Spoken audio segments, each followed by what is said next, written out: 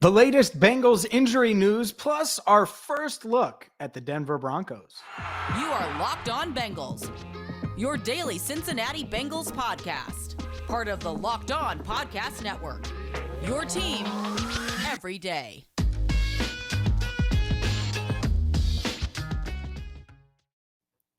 What up, and welcome in to another edition of the Locked On Bengals podcast. Stuck with me again.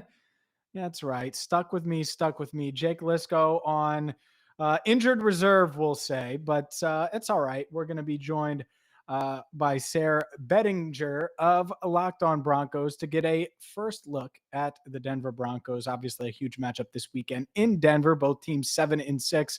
Plus, we're going to get to some injury news and my thoughts from a day at Paul Brown Stadium. But welcome into the Locked On Bengals podcast. I'm James Rapien. Thank you so much for making us your first listen. And just a quick reminder to subscribe on YouTube if you're watching there. And if not, hey, we're on YouTube, so you should subscribe there and follow wherever you get your podcast. But let's dive into what is going to be a lengthy injury report, I think, every Wednesday for the rest of the season. So don't fret, don't panic, but there's a lot of guys on this injury report, and I'm going to go through the main ones. Joe Burrow, obviously, going to play. The pinky that didn't get in his way last Sunday isn't going to get in his way this Sunday, but the Bengals did not play him, and it's been rest along with pinky healing time, I guess, and that's probably the plan for him over the next few weeks here. So don't anticipate him practicing much on Wednesdays for the rest of the season. And the same thing goes,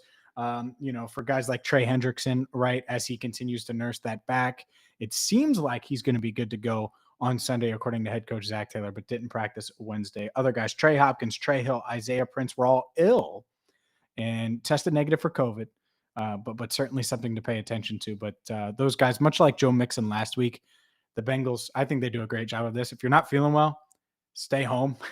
Don't get anybody else sick. Get healthy and get ready for Sunday. Reiff, and this is the downside. Well, we'll get the rest of the good stuff. Chidobe Awuzie expected to play this week. Trey Wayne's progressing well and could certainly be activated this week. I know Jesse Bates, I asked him about Wayne's. He was like, hey, man, he looked good in practice last week. So another 3 practices under his belt could do him some good. Now let's get to the bad. And it starts, obviously we know Logan Wilson's going to be out. I would be surprised really to see him, but the Bengals holding out hope. He's not going to play this week. We know that much. But the really bad one, and the one that kind of sends a ripple effect throughout the offensive line room, Reiff, doubtful, according to Zac Taylor. And so the fact that Taylor said it on Wednesday that he's doubtful, it's like, okay, well, probably going to miss this week. Will he miss next week as well? There's not much margin for error here for the Bengals. And that's something, as you look at this offensive line, I get it, Isaiah Prince, but how long is Isaiah Prince's leash? Especially with Deontay Smith working his way back. Smith is on injured reserve right now, but the rookie out of ECU is probably, I would not be shocked, put it this way, if he's activated this week and serves as the backup tackle. He's been repping at tackle, according to Bryce Callahan, both on the left and right side. So just something to monitor here as we get closer to Sunday's game, where Isaiah Prince probably going to make his second start of the season. Don't never say never, I guess, if Reiff can get that ankle healed, but it just feels like he's probably going to be out this week. You're probably asking, I know one of my first questions was, with Trey Hill and Trey Hopkins both ill, who was playing center? Keaton Sutherland played center on Wednesday, but Zac Taylor said it was pretty much like, and he didn't say walkthrough, but he said we'll kind of jog through the team period stuff. So it wasn't like a hard practice. And at this stage of the season, I understand that. You want to be as healthy as you can for game days. And, there's a lot of little nicks, a lot of little injuries that these guys are dealing with. And I'm sure there's plenty of them that we don't even know about that are lingering that they're dealing with. One more thing on the offensive line before we get to what he said about the punt returner job. As far as right guard goes, because there's been some speculation. Oh, well, Akeem Adeniji lose that guard spot? Could it be Deontay Smith, right? Bengal Sands and I talked about that yesterday. Could it be Jackson Carman time for what feels like the third time this season? Nope.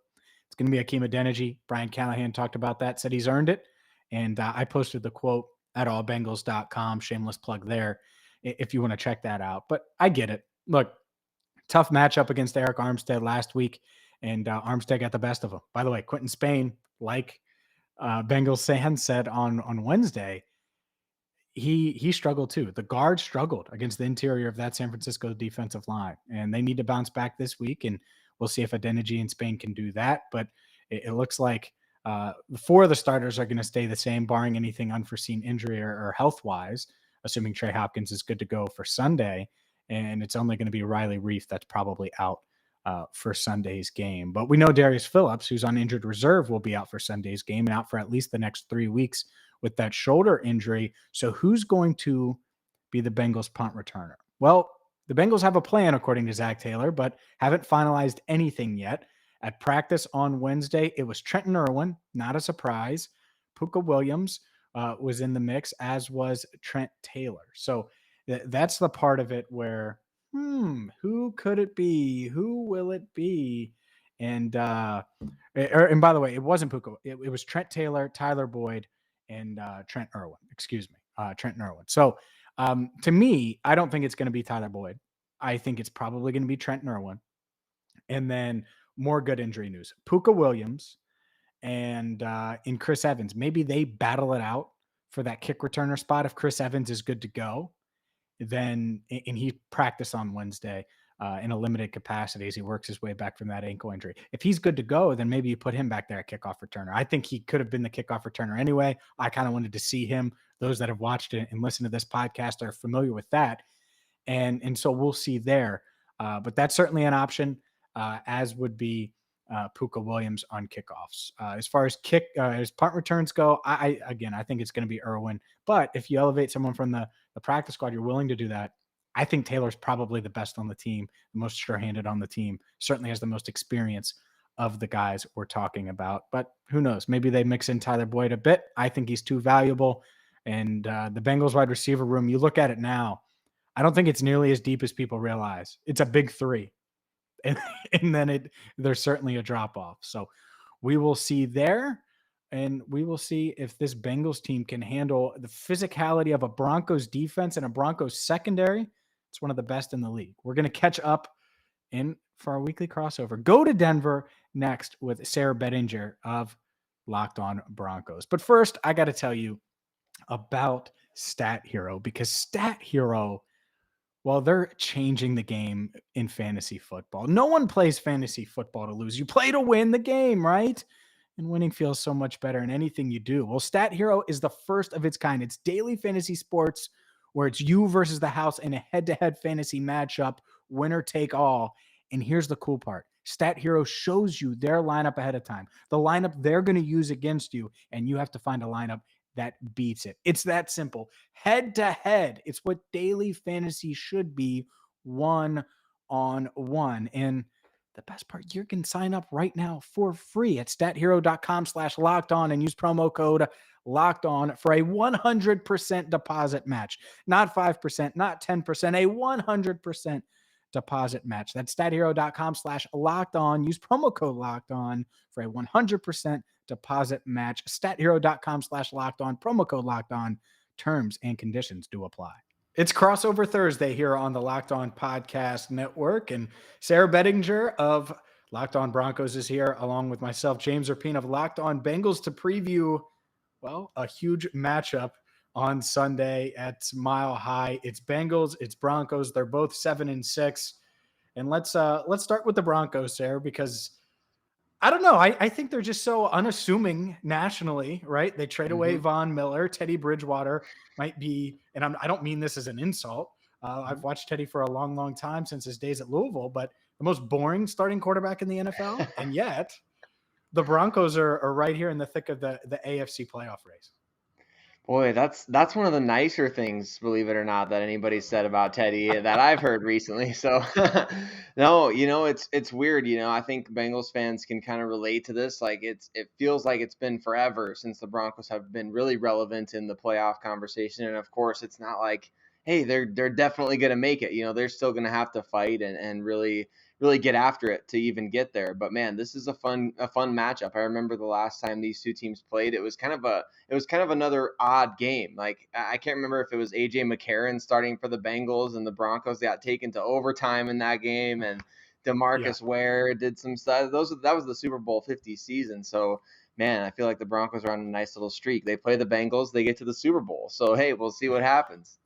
Oh man, yeah, I think a lot of Broncos fans would be excited about that. I don't think Teddy Bridgewater is capable of that, but Yeah. I guess you never know. Let's start there. Why are people down on him? How is he playing? Because I got to be honest, I haven't watched a ton of Broncos football entering this week.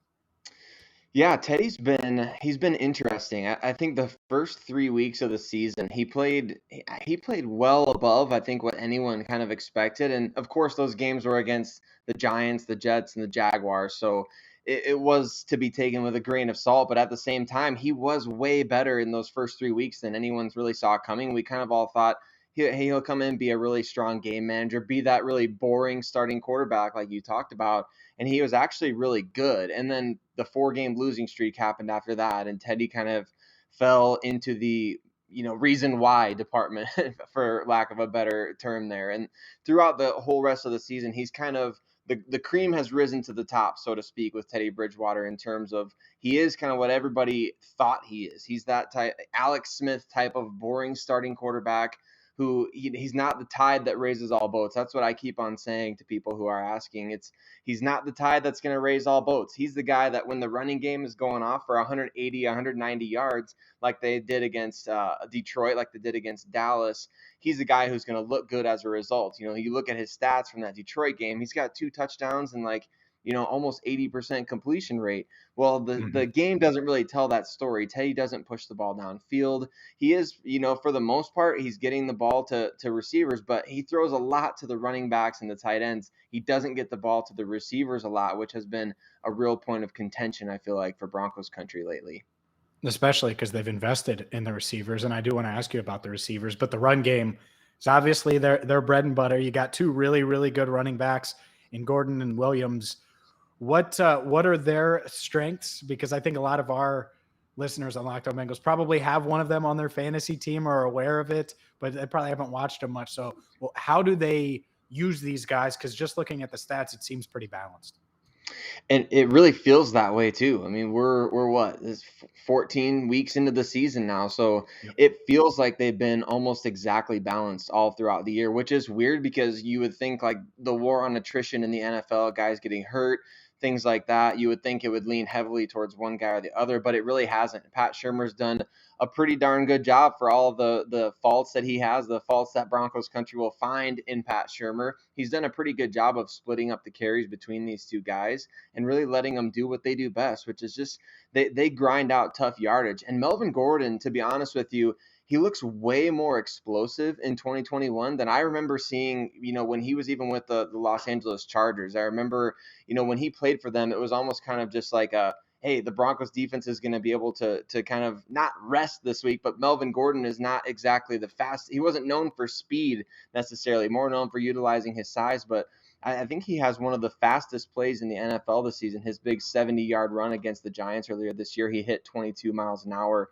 on the GPS. So he's been way more explosive than anyone thought. And then Javonte Williams has been exactly what everyone hoped for, a tackle-breaking machine. Just he's so hard to bring down, and he's so much fun to watch. You've seen the angry run segments on Good Morning Football. I mean, he is exactly that guy every week. It's weird almost. He does that kind of stuff all the time, which you would think that's kind of just like, oh yeah, Miami, he did that against the Hurricanes in college football. Like he's not going to be able to do that in the NFL. And then he's dragging Marlon Humphrey for 20 yards down the field. So they've been a lot of fun to watch this year, honestly. They're not the most dynamic guys in terms of making you miss in the open field and creating that way. But man, they are skilled backs who grind it out with their size. And they do have a little bit more explosiveness, I think, than people realize. Yeah, I agree. I think that's going to be a huge test in this game, the Bengals run defense versus those two-headed monster at running back. But when you look at the passing game, it isn't just the wide receivers. And obviously we mentioned them in the running backs in that, but it's also Fant. And, he's a dynamic tight end. He's certainly explosive in his own right. What should our listeners know about Courtland Sutton and about Jerry Jeudy and Noah Fant and in this group of skill players that I think is really, really talented? Yeah, what I think your listeners should know about these guys is if you're hearing their names called a lot during the game, it's gonna feel like the first time for us Broncos fans all season long, pretty much. I mean, they've gotten Wow. involved sporadically throughout the season, but in recent weeks, especially since the bye, it's been such a frustrating. It feels like we're at this ceiling with Teddy Bridgewater not getting the ball to these guys. Noah Fant has, he had a better game this past week. They finally got him the ball downfield, finally got to see what he can do in that regard. But with Courtland Sutton, Tim Patrick, Noah Fant, Jerry Jeudy, all of these guys, and then you have the new contracts for Sutton and Patrick, we just haven't gotten to see what they can do at their fullest strength. Last year, it was Drew Lock, obviously, as the quarterback, and kind of trying to figure out what is the offense going to even look like on a week-to-week basis. And with Teddy Bridgewater, it's been so much of checking down to the running backs and so much of just shorter passing game. He doesn't push the ball downfield. It's been very frustrating from that vantage point, from that perspective. So I feel like that's kind of what you should know at this point. And hopefully for us Broncos fans' sake, hopefully you are hearing more of their name this week. But for the Bengals fans, I mean, I think you kind of hope that it stays status quo and that these guys aren't getting as involved because Teddy Bridgewater just flat out doesn't like to press the ball to the outside. Yeah, and that's certainly going to play a big part of it. The other part of this, and I probably should have spent more time on the defense, but Vic Fangio's defense, you trade away Von Miller, and yet this defense still playing at a high level. I know the secondary stands out to me. I know the Bengals very aware of what's in that secondary, whether it's Surtain, the rookie, or the rest of those guys back there. That's got to be the strength of this Broncos defense. But what do the Bengals maybe not need to do, but what do they need to be aware of going up against a defense like this in Denver? I think one big thing to be aware of, and you made a great point, that is the strength of the defense easily this season for sure. And they've been the most consistent despite some shuffling with a couple of guys, a couple guys stints on injured reserve. I think the primary thing to know going into this game is that it looks like Bryce Callahan is going to be coming back. He came off injured reserve last week, didn't play against Detroit, but he was back and he's been kind of getting involved in team warmups and stuff in the weeks leading up to this. So he suffered a knee injury against Washington a couple months ago that, he's back from. It didn't look like he was going to be able to come back, but he adds another dynamic to the secondary to where I'm thankful that he is coming back in this game. Win or lose for the Denver Broncos, that receiver trio in Cincinnati going up against the Broncos' best secondary, I feel like is just going to be a football fan's dream to watch these guys. Callahan is outstanding in the slot, so getting to see him go up against Tyler Boyd and whoever else the Bengals throw in there is going to be a treat. Getting to see Jamar Chase going up against Pat Surtain, I think everybody is excited for that. And then Ronald Darby, he's been very underrated on the other side from Surtain because Surtain has been that good to make Ronald Darby seem underrated. But him going up against Higgins, I don't know if they're going to match up like that the entire game, but then, of course, Justin Simmons and Kareem Jackson on the back end. They're just fun to watch. And I feel like Justin Simmons, he's getting kind of the hype now that I wish Jesse Bates would get nationally. I love watching that guy play ball too, man. Yeah. So it's going to be fun, I think, from that respect. If you're just a general football fan, like where these teams were 2 years ago at receiver and in the defensive backfield, it's such a drastic difference here as we sit here today going into this matchup. For sure. And who knows, strength on strength, it should be a fun one. I know the Bengals, they got to be looking forward to, they've been facing a lot of zone, got to be looking forward to potential one-on-one matchups that could happen on Sunday. Up next, Sayre's going to ask me about the Bengals and the state of the other 7-6 team in Sunday's matchup. I don't know about you, but I like to be comfortable. If you can't tell, as I wear a hoodie on YouTube, if you're watching, and if not, well, I'm wearing a hoodie if you're listening to the audio version. And comfort is probably your, maybe not number one, but one of your top priorities. Well, where's quality at? That probably is number one. Well, Stance checks both of those boxes. Founded in 2009, Stance Apparel represents a radical reinvention of socks, underwear, and active apparel with a sharp focus on comfort, quality, and creativity. Stance brings an atypical aesthetic alongside some of pop culture's hottest collaborators. And you should check them out right now, whether it's The Office, one of my favorite shows, whether it's Major League Baseball, NBA, Disney, Marvel. Stance has something for everybody, and they believe that a perfect fit matters more than fitting in. Those that feel good do good. Go see for yourself. Register for an account at stance.com and get 15% off right now with promo code locked on. It's that simple. LOCKEDON gets you 15% off at stance.com. Enjoy the color and comfort of a life less ordinary with Stance. Will Jamar Chase win Offensive Rookie of the Year? Well, right now he's behind Mac Jones, but his odds did go up a little bit at betonline.ag this week. And with a final month of the season, maybe he can carry the Bengals to the playoffs.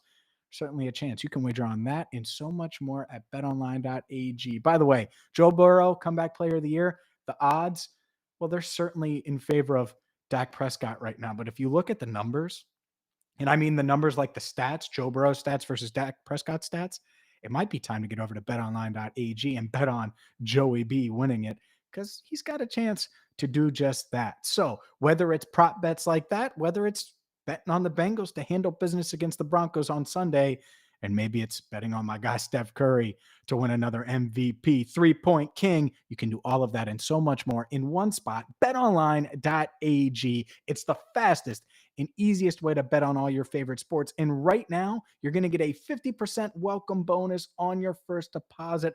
All you got to do is go to betonline.ag, promo code locked on to receive your bonus. Again, betonline.ag, promo code locked on. BetOnline is where the game starts. Locked On Broncos, Locked On Bengals crossover episode. Sayre Bedinger here. No Cody. We missed Cody today, and I know your co-host is also out today sick, and we wish him well. But it's great to talk to you, James. It's great to get to meet you and get to interact with the Locked On community. I'm enjoying being part of this so much. Want to ask you about some heavy hitting topics for this game, but starting with a guy that, man, Broncos country. This is one of the most Broncos country likes to get in their feelings a lot, James. And I know DJ Reader spurned the Broncos a couple of years ago in free agency. I see that he's doing really well, but give us the latest update on him and what he's brought to that Bengals defense. Oh, man. The best player on the Bengals defense is DJ Reader. He's been a game changer. As much as you can be a game changer at nose tackle, I think he's done that. He's made life much, much easier on a young linebacking unit that has overachieved and I think exceeded expectations in large part because of him. They're fourth against the run this year. Again, in large part, I think, because of DJ Reader and what he brings. And then even a guy like Trey Hendrickson, who's had a sack in 9 straight games. I think you have someone like Reader that's getting that push, and it makes life easier. Not that to take anything away from Trey Hendrickson, but I just think it makes life easier on him as well. So I didn't know that, by the way. Did DJ Reader turn the Broncos down for the Bengals? Were they close to a deal? Yeah, he did. So there was a big to-do made about that in regards to him choosing the Bengals over the Broncos. And somebody asked him a question about who would you rather spend the next however many years with, whether it's Drew Lock or Joe Burrow. And the decision was kind of made. That's what I read about anyway. But I remember the Broncos. I think I remember that part now. Yeah. Because I think he might have mentioned that earlier this year, the Drew Lock or Joe Burrow thing, which hard to blame. I get it. There's no ill will here. So it's great to see him doing well, though, and it's great. Even that kind of little thing, I take that as a victory for the front office. Good job for the pro scouting department. But he's been a great addition for them. Obviously, Trey Hendrickson been a great addition for them. Let's shift to the offense a little bit here, because that's where I feel like everybody, like you mentioned, fantasy football with Javonte and Melvin Gordon. I feel like everybody's got a Bengal this year on their team. And if you do, you're probably doing pretty darn well. So starting with Joe Burrow on the offensive side of the ball, how's he been coming back from that knee injury? How's he doing with the finger? What can we expect from him in this game against the Broncos? He's going to be limited throughout practice, probably the rest of the season with that pinky injury, more so to make sure he doesn't re-injure it or tweak it and let him rest and be as close to 100% as possible on game day. The knee, I think he looks as athletic as he's looked, as mobile in the pocket as he's looked. There was a next-gen stat, I believe, that they're the ones who tracked it. He was running 15 miles an hour on 4th and 5 the other day when he was rolling out and he threw it to Jamar Chase in the back of the end zone. It was just a crazy play by him, crazy play by Chase to stay in bounds. But certainly think he's got his athleticism back. And no, I think he's playing really, really well. And arguably the best he's played all season is what we saw in week 14. And obviously it came in a loss, but he was good throughout that game. And the guys around him kind of let him down. So, yeah, I think that even the past couple of weeks, week 13 against the Chargers, he played well, but there was a drop. There was, that turned into an interception. There was a fumble. There's a bunch of little things that weren't his fault. So Burrow, especially when you take into consideration the ACL, I think is playing about as well as anyone could have anticipated coming into this year. That's great to hear for just football fans in general. Joe Burrow being healthy is good for football. And so I love hearing that. A lot was made about the offensive line, this past offseason and everything, of course, and the whole passing on Penei Sewell for Jamar Chase. And that's really working out pretty well for the Bengals right now. So talk about the offensive line and how they've kind of progressed this season. Have they gotten better from what you saw last year? What's the current state of the O-line for the Bengals? It's still the biggest flaw on the team. There's no denying that, especially this week. Reiff not expected to play. Maybe he does, but he tweaked his ankle again in week 14, and he's been battling that ankle for the past couple of weeks. So I don't anticipate him playing. So right tackle with Isaiah Prince potentially starting there is a flaw, is certainly a weakness. And now really the whole right side of the line is a question mark. Akeem Adeniji has been starting at right guard. He's their fourth starting right guard this year. Started with Xavier Su'a-Filo, who's on injured reserve, then went to Jackson Carman, then came around to Akeem Adeniji. It's just been one guy after another. Trey Hill started there for a game. And so the right side's a question mark. The left side in the center position, we know who's going to be there. Trey Hopkins coming off of an ACL of his own. First half of the year was a struggle, but he's looking more and more like his old self. He tore his ACL in January, by the way. So the fact that he hasn't missed a significant portion of this season because of that is wild. He's only missed one game because of an ankle injury, not even the knee. And then Quentin Spain's been solid at left guard, and Jonah Williams has been solid at left tackle. So it's been a mixed bag. When Riley Reiff is in there, 3/5 of the line are solid. And then when Trey Hopkins looks like his old self, it's 4/5. But on Sunday against the Broncos, it might not be 4/5. It might be only center left where you're really confident. And then, you look at that right side and there's some question marks. So certainly something that needs to be addressed this offseason. I think they're playing better to answer your question than they did last year. But are they above average? No. Are they average? I'd say slightly below average going into Sunday's game. Well, my final question kind of builds upon that. It feels like the Bengals have been able to run the ball pretty well. Obviously, Joe Mixon, very talented player. Samaje Perine's had some big games as well. Tell us why the Broncos, who have had a couple of tough games against the run this season, tell us why the Broncos should be a little worried about that duo going into this game, if they should be. Yeah, you're right. Well, first things first. Yeah, Joe Mixon is a guy that when they get him going, next level stuff, right? The problem is the offensive line. It's up and down. And there's been games where we thought that they were going to run for a lot of yards, and then they were unable to. Last week, they couldn't really get the run game going, averaged just over 3 yards a carry. But they're supposed to get Chris Evans back this week. And I think that's kind of an underrated part of it. He's not going to light up the stat sheet if you look it up that aspect of it, but he's a 6th-round rookie out of Michigan. Great hands out of the backfield, capable pass blocker, and was really about to take off. And then he's been dealing with this ankle injury for about the past month. So that's something to keep an eye on. But yeah, we know what Joe Mixon can bring. Samaje Perine is solid. I don't think he's going to have any huge games. Watch, he goes out there and runs for 100 and shocks me. I think he's just one of those solid third down backs when you need to spell Joe Mixon. And that's the other thing to watch, Sarah, on Sunday is I think Mixon in week 14 was a little limited. He was coming off of a bit of an illness. So we'll see if he's limited at all this week. I don't anticipate that being the case. And so if it isn't, I would expect him to be out there for about 70% of the snaps, which means you got to account for him in the passing game and obviously out of the backfield as well.